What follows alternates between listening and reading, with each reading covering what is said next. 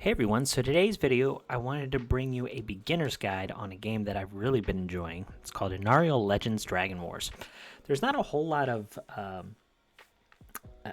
advertisements on this game. It's kind of just picked up steam through communities, and I've actually been having a lot of fun with it, which is surprising to me considering it is an AFK. I don't like AFKs. The thing is I really don't think that this is an AFK. It doesn't really play like one.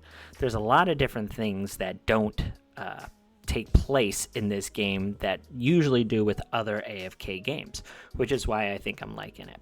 But with that being said, there's only like 2 or 3 people out there making videos for this, so I figured I could be another one to do it for you. Hopefully get you interested in the game. And I think the best way to do that is obviously with the beginner's guide. Usually beginner's guides help new players get involved because like any new game, there's a lot of things that they throw at you. You don't know what currencies are what. You don't know how valuable something is. You know, a lot of people have fear that they're going to use, some type of item that is really rare without knowing it. So that's my hopes with this beginner's guide, is to give you all of the different things within the game that you should be watching for. Okay, so let's get into that. The first thing that we need to talk about is the heroes. So the heroes in this game are like any other gacha game, right? You have different rarities. So in this game, the 2 main rarities are SSR and then SR. So these are like your epics or your super rares, and then these are like your ultra rares or your legendaries in the SSRs. There's also a step above this, which is this collection SSR. You can kind of see by the avatars here. They have a little bit of animation to them where the other ones don't. They're just still pictures. If anybody has played like Raid Shadow Legends or Awakened Chaos Era, anything of that nature, Epic 7, these are like your Light and Dark legendaries or your Moonlight heroes, right? They're very, very hard to come by. They're very, very pay to win, but they are the step above. The nice thing about them, though, in all honesty, is you need to be a mega whale to really make use of them. Or if you just have 1 or 2 copies, it's not going to take you a step above the next person, which is kind of nice. So if you're a super mega whale, yeah, you're going to be way ahead if you're getting, these SSR collection heroes is what they're called. But that's a topic for a different discussion. So yeah, those are the 3 rarities per se, is the collection SSR, the SSR, and then the SRs. Now they do have, rares, and they do have normals. These heroes are not really important. When looking at these heroes individually, in most of these collector games, they have specific traits about them. In this game, what they have is different classes. So Edward here is an assassin class. Then you have somebody like Betty, who is a rogue class. You have Balder, who is an elemental class. You have Guan Yu, who is a warrior class. You can see all of these classes in this hero tab here. So there's supports as well, tanks, and then there's this summon category, which they actually haven't even released any heroes. But all of these different subclasses actually excel in different parts of the game, which is what makes it really cool. Warriors are kind of your tank heroes that also deal damage. Your tanks are literally just kind of meat shields. They're really, really tanky. They're there to be a target of attack for the enemies, kind of their main focus while they sustain damage, while your other damage dealers kind of work in the background while they're not being focused, because these guys are being the center of attention. You have Rogue. Rogue are like your sharpshooters. They're the snipers that stand in the background, deal a lot of damage, but tend to be a little more squishy. So, pairing them with warriors or tanks is really nice because it allows them to do their job without being targeted. You have assassin heroes, which comes into play within the game when there's a specific enemy that's really, really hard to deal with. You can focus your assassin, who do really high outputs of damage in a short amount of time, and then they kind of go on a cooldown. So they're really, really special. They're like specialists to take out specific heroes, which is a really cool element in the game. Your elemental heroes, they're kind of like your AoE damage dealers. There's some levels in this game or different types of content that allow you or have certain enemies that are just high numbers. So there's going to be a lot of them, but they're very, very weak. So that's where your AoE damage dealers come in to take out large waves of enemies that are on, a less high, less damage output scale. So they're going to be weaker opponents, but there's going to be a lot of them. So if you can't deal with a lot, they can be overwhelming.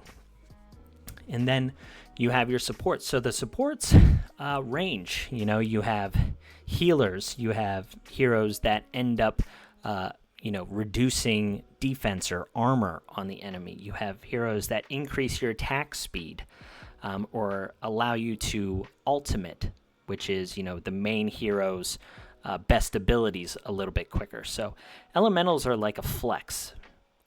So whenever, supports are your flex spot along with tanks. Warrior, rogue, assassin, and elemental are your main classes, and then the tank and support, and I'm assuming summon, in the future will also be kind of a flex spot.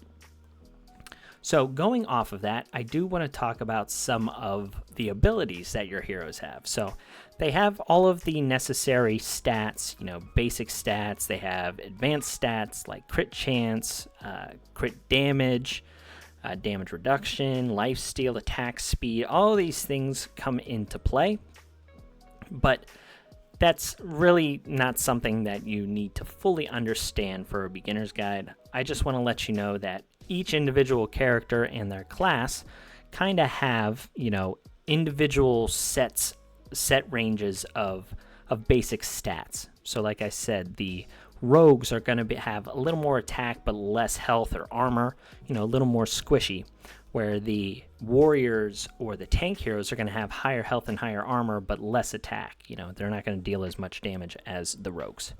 So you can see the individual skills here for Betty. You can level these up.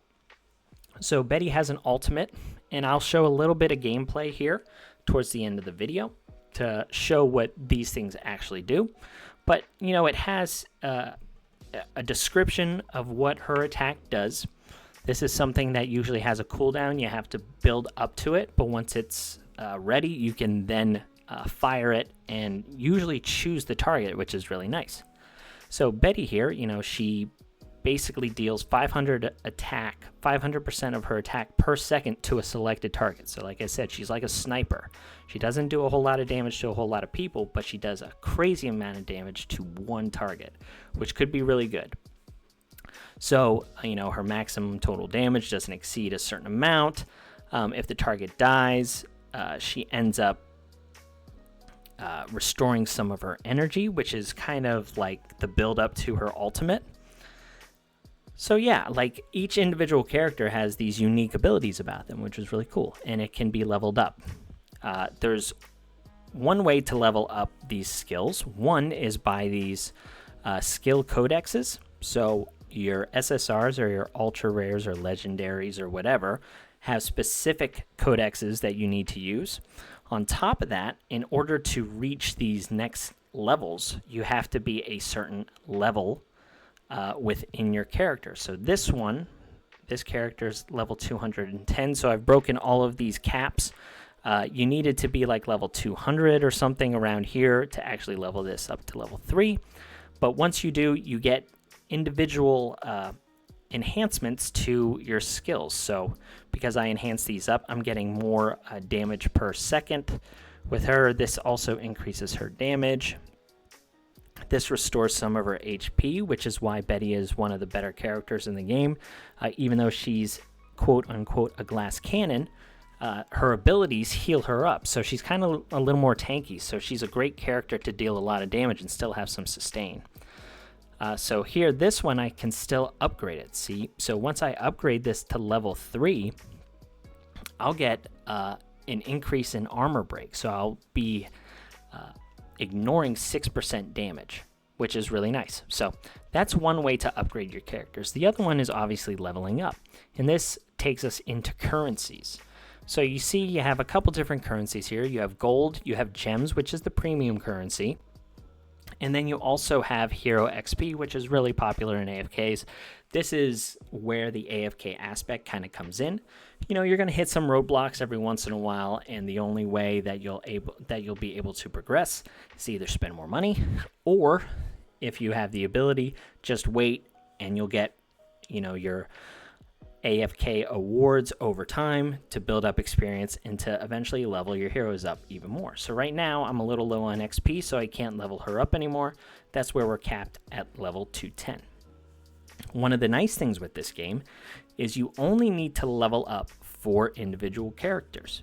Once you have 4 characters leveled up, the rest of your characters fall in line with the lowest of the 4 that you leveled up. So here I have 3 characters that are level 210, and then my 4th character is level 201, and as you see, the rest of my heroes here are all level 201.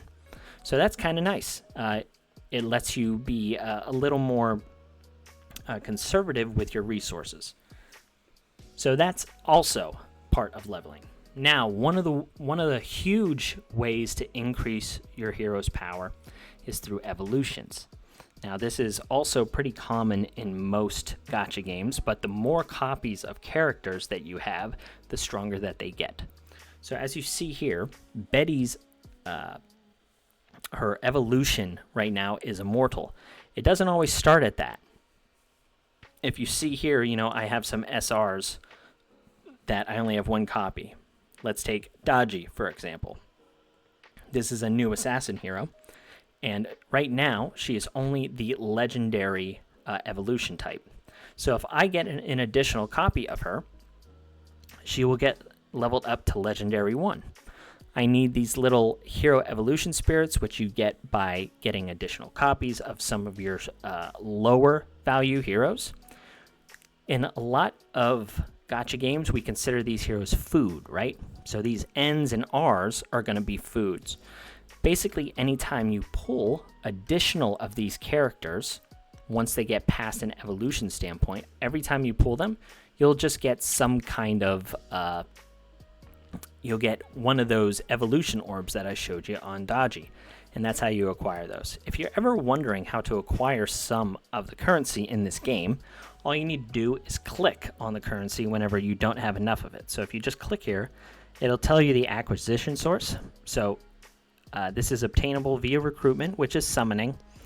Upon evolving a rare hero to its max level, their shards will then be converted into spirits. So that's how you get additional of these. The more you summon, the more evolution spirits you're going to get. You can also get them, you know, in the store, whether it's purchasing or if you want to get them for free.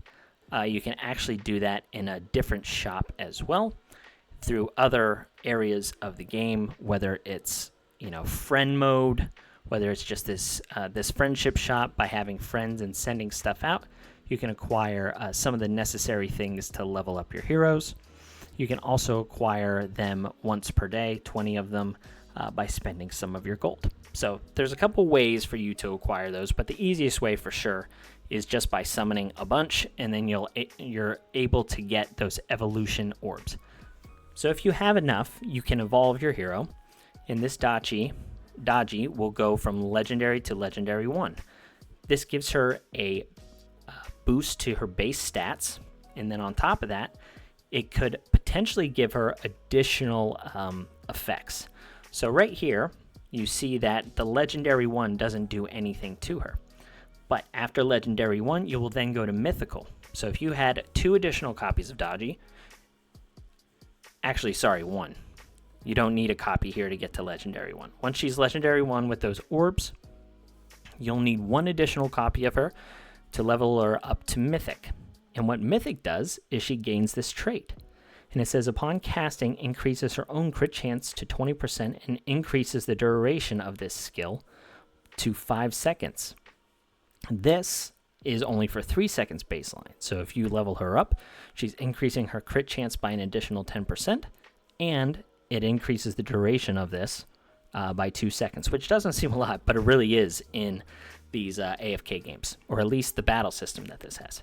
So as you see, the more you evolve them with additional copies, they get additional effects, which make them really, really strong. The highest level that you can make someone is Immortal 5, and it takes a long time to do it. Additional copies, all of those things, but once you do, you get some really, really good effects. So that is another way. So just to recap, for leveling up your heroes, what you have is you have the SSR codexes, right? Or SR codexes when it comes to your super rare heroes. These codexes are definitely much easier to acquire. That hero is fully leveled up. Sorry about that. So is this one. Right here. So here, this just requires an SR skill codex. So SRs and SSRs are a little different. So you have your codexes, you have just your standard levels, which is your currencies to level up, and then you also have your evolutions. There are two other ways to increase your character's power. The other one is talents, which is another huge boost, and you get this type of currency up here in other areas of the game. We'll talk about those areas here in a second. So baseline, it gives your hero, attack stats, health stats, armor, which is their defense. You get attack bonuses, so on and so forth. As you're going through this, you're going to have the ability to pick, another type of upgrade. So what this does is you have the ability to pick between, certain additional upgrades depending on your hero. So not every hero has these type of effects like Betty does, but these are the two options that Betty has. So Betty has, this additional effect that says when dealing damage to a target with normal attacks or skills, it increases their damage received by 1% for every 3 seconds, stacking up to 4 times. Or you can go with the Wrecker ability and increase her first ultimate damage by 12%.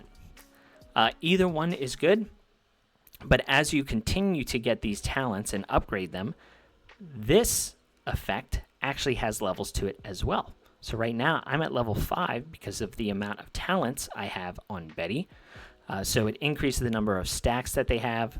The next level will get me, increases the enemy's damage received to 2% per stack instead of 1%. So it's a pretty big boost.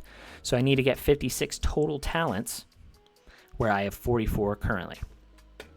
And if you see right here, how you upgrade these is by this currency, and once you get to a certain point, you will then need an additional currency, which is this one. So I need 20 of these to level this up to get the next bonus to bump this up from 44 to 45. So that is another way to upgrade your hero's power.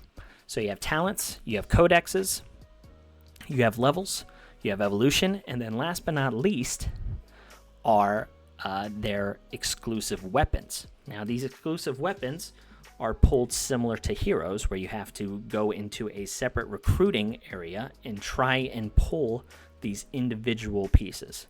And again, these pieces give such a large boost to your hero. Something that I do want to mention before we get to that is, in order to use a hero's exclusive weapon, they have to at least be at the Eternal level. So if you look at Benson here, Benson is at Eternal 2, so he can use his exclusive weapon. If we look at Grace here, I have her exclusive weapon, but I'm actually not allowed to unlock it until she is Eternal. So I need one more copy to actually unlock her exclusive weapon. So do keep that in mind before you go crazy pulling for exclusive weapons. You better have enough copies of the actual hero. But if you do, and you're pulling for these exclusive weapons, like I said, they give really big boosts as well. So if you have one copy of the exclusive weapon, Betty gets this additional skill. It says when Betty casts her ultimate skill, she will also call forth a bombardment of the target area. After 1.5 seconds, the bombs will land, so she's dealing more than just single target damage. So it's doing some kind of splash damage.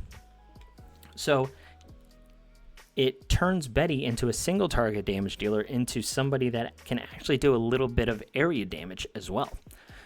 And the more copies that you get of these exclusive weapons, the more you rank up, certain abilities. You might even add an additional ability. Like this one, when I upgraded it to its 3rd level, it deals extra damage, and then she deals damage equal to 15% of the target's max HP. Effects like this in gacha games are always really important, considering bosses tend to have a lot of max HP. So if you're dealing 15% of that, it's going to be, it's going to make a really big deal. So exclusive weapons are the last way to level up your hero's power. Just to recap, we have codexes, right? We have individual levels, we have evolution, we have talents, and we have exclusive gear. On top of that, last but not least, you do have gear, which is like this in any other game, but this is kind of a separate video, I think. Gear, can be leveled up to certain levels depending on the rarity of it. It gives you attack bonuses on the weapon.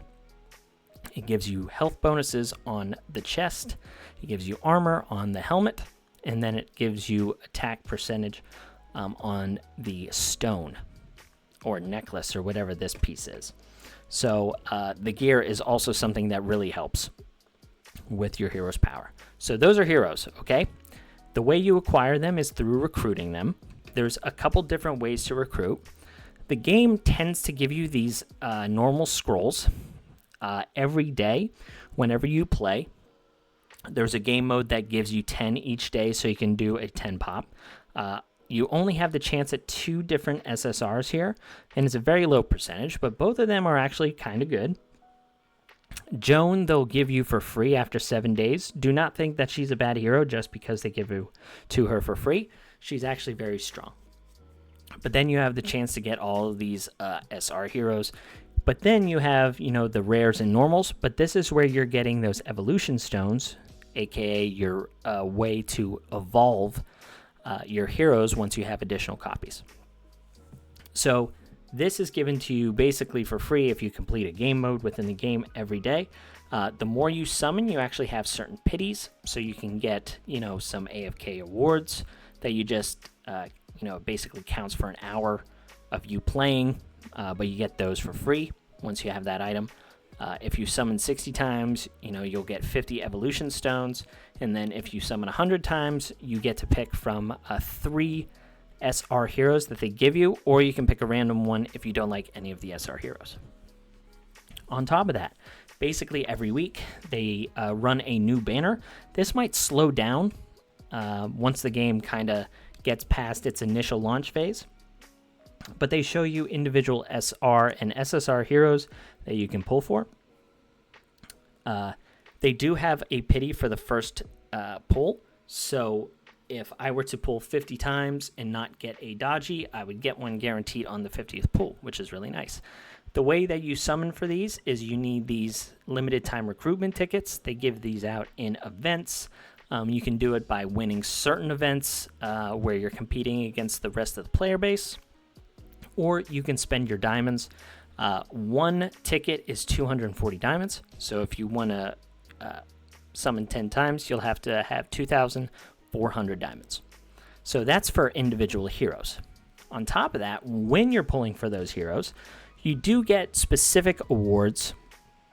So here, I've got past my pity. Once I hit 60 pulls on this, I'll get 3 of these chests that allow me to either get a skill codex, some of these battle certificates that help with your talents, these that help you level up your exclusive weapons, or these medals that allow you to enhance your gear to a higher level. So you get more and more items the more and more you summon. You also have exclusive weapons. So this is what I was talking about for like Betty, getting additional awards. I think after 50 draws, you're guaranteed to get the weapon of your choice. You can also switch your exclusive weapon to pick the individual character that you want. and the pity actually carries over. So right now I've gone use exclusive weapon, but if I wanted to switch to Balder, the pity still stays there. So in 27 more draws, I'm going to get whatever exclusive weapon banner I am on. Also, whenever you're pulling for your exclusive weapons, you also get some pities here as well. You know, you have these ores that again let you level up. You have a chest that allows you to pick an exclusive weapon of any SR, so that's really nice. And then after 150 pulls, you also get to pick whatever exclusive weapon you want, or 20 of these refined ores to actually level up. You're never going to really be picking this until you have like all of the exclusive weapons fully maxed, but that's going to be a long time down the road. So that's that. So your collection recruitment. This is the one that I was saying, like, these heroes are the pay-to-win heroes. They're pretty overpowered and busted, but they're very, very hard to get. The only way you can acquire these special collection recruitment tickets are through, like, whaley kind of events in the game, or if you pay for them. And it is very, very pricey. It's probably not worth it for people, you know, for 99% of the player base to pull for this.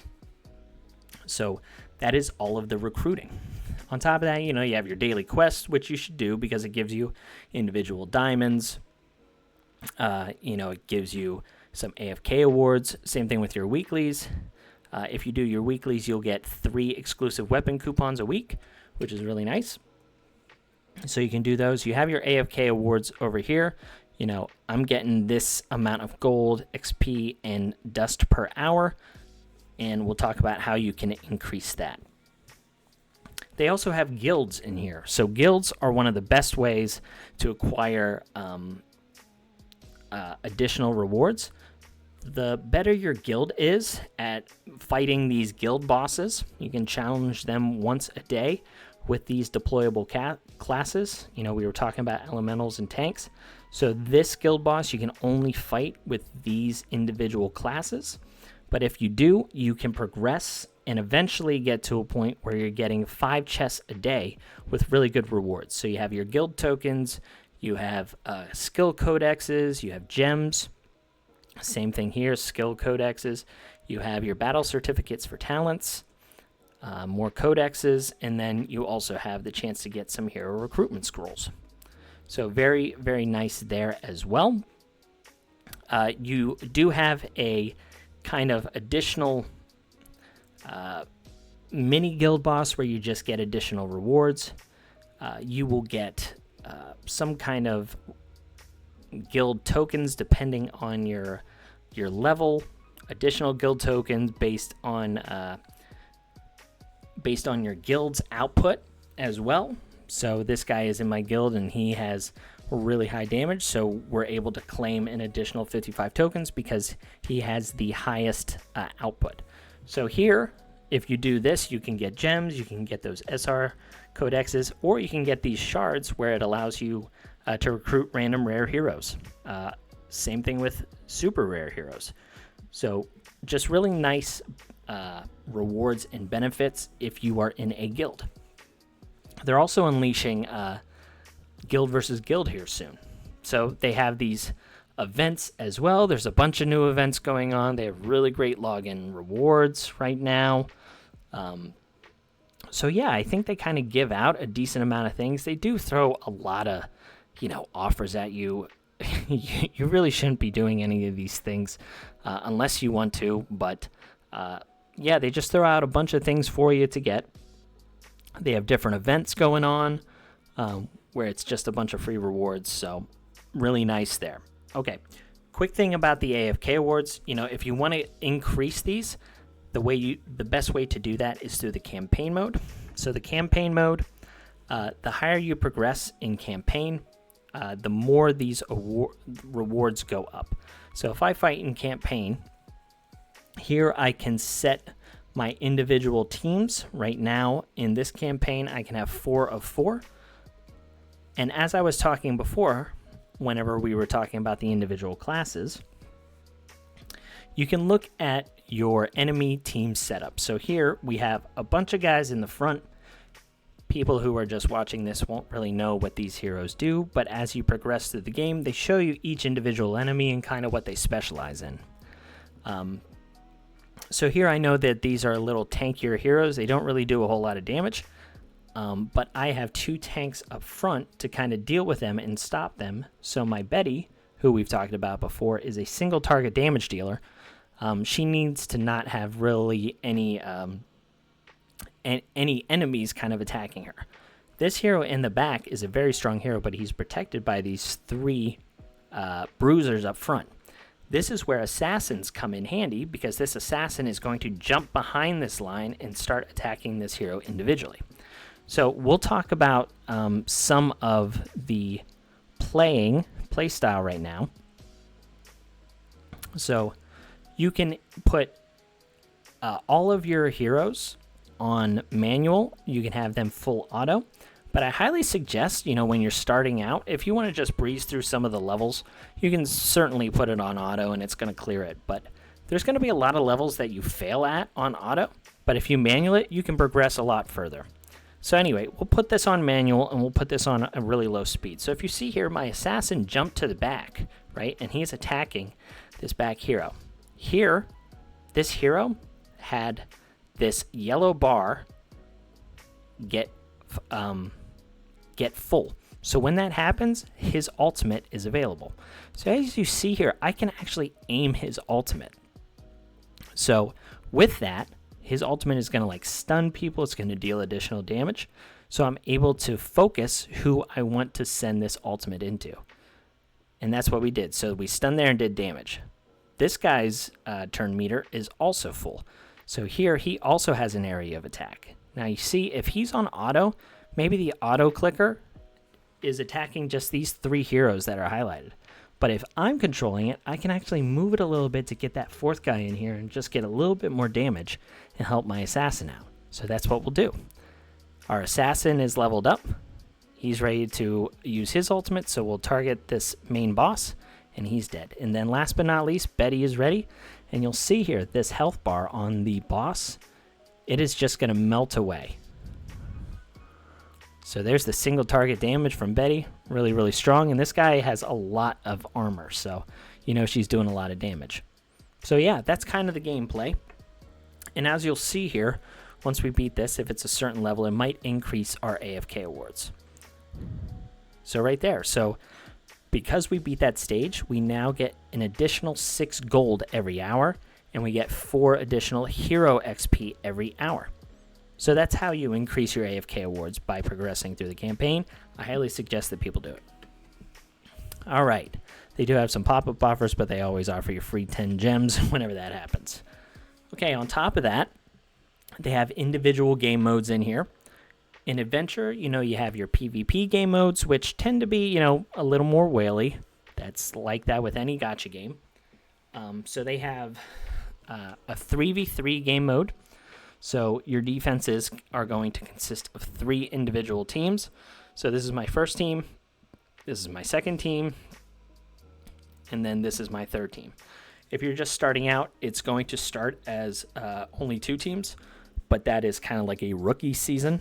After that, after you're through the rookie season, it will be 3. So that's 3v3. They have all of their individual ranking rewards. You can see the different rewards by clicking on the stage rewards down here. So every day, if you're in the top 3, top 10, you're getting 500 diamonds. And then the seasons are only a week long. And as you see, the outputs are really good. Now, obviously, the issue with some of these gacha games is the more people spend, the better rewards they're going to get over time. And, the rich get richer kind of thing. But that's how it is in every single gacha.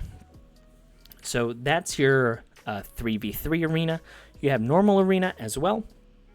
Same thing, it's just 1 team. So this is my defense, and I'll go up against other individual enemies.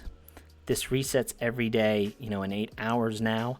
And again, the ranking rewards are pretty good. You get 320 diamonds, you get some skill codexes, and then the season ends every week, where again, you get some pretty good rewards. You also get rewards for progressing each week. This also resets every season, so you can get a bunch of gems, you can bunch of skill codexes. Pretty nice there. They just released this glory duel. These have some of the best rewards in the game, so this is going to be the main whale wars.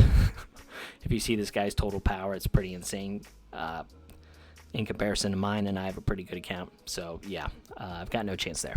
Anyway, same thing falls in line there. They have something called a dragon seal, which continues to level up. You'll face a easier dragon than a harder dragon. And as you do this, every day at reset, you'll get these additional rewards, and these rewards increase the higher the level. So you'll get some really nice rewards the higher you can progress in here. A lot of different content. And then whenever you beat these dragons, you also get these rewards as well. So pretty nice game mode.